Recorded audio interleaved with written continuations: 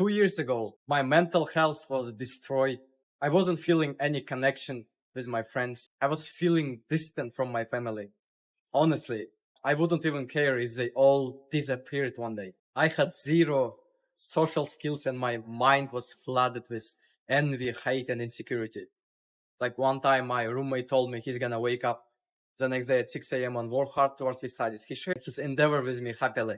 And in my mind, I thought, it doesn't matter if you wake up at 6 a.m. You're still a loser. You're not gonna really study hard.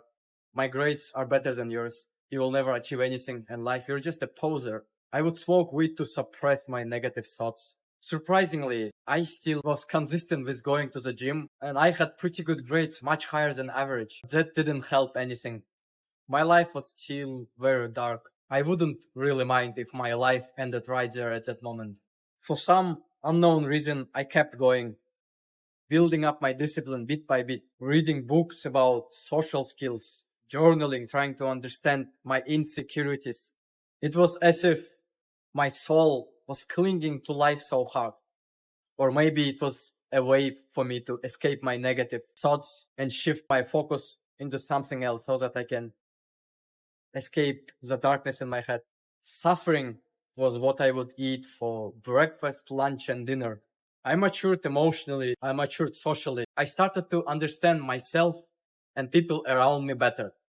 Little by little, I was feeling better. It was so strange to feel happiness because I was so used to hopelessness that it was unusual to experience anything else. Now I wake up every day happily at 6 a.m. and work hard.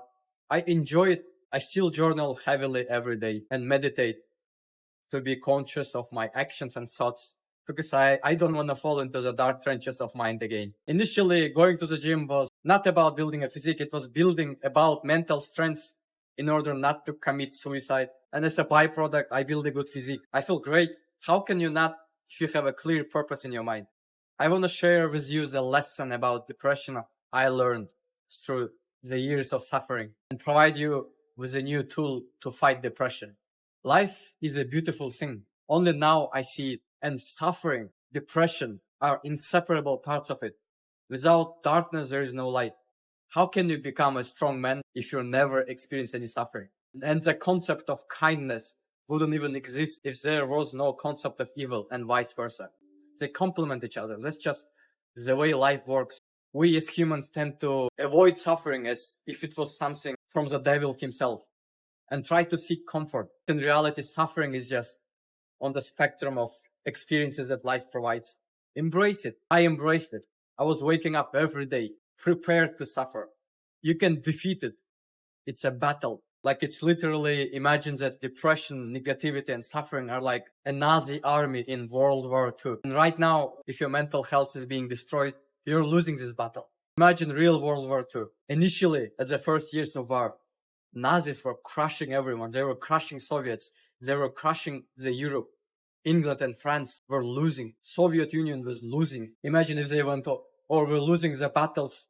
Why don't we just give up and stop fighting? Then probably your grandparents would end up as slave to the Hitler army. Was it logical to stop fighting? Of course they didn't. They did everything they could and eventually they defeated it. The same is with the Nazi army of depression that you have in your mind. You have to build up your own army, allied forces. Right now you have, let's say, 10,000 military, 20 outdated tanks, and 10 outdated airplanes. Every time you do gratitude journaling, you add 500 soldiers into your army, into the military. Every time you go to the gym, you update the weaponry of your military. Every time you suffer trying to study or building up your business, you add 5 tanks to your allied forces. Eventually, you will defeat the Nazis.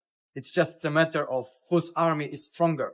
You need to think about it like you need 1 million military forces and 2,000 tanks and 2,000 airplanes. That's how I think about it. And after you start winning the war and defeat the depression, now if you feel happy, don't think that Nazis just escaped.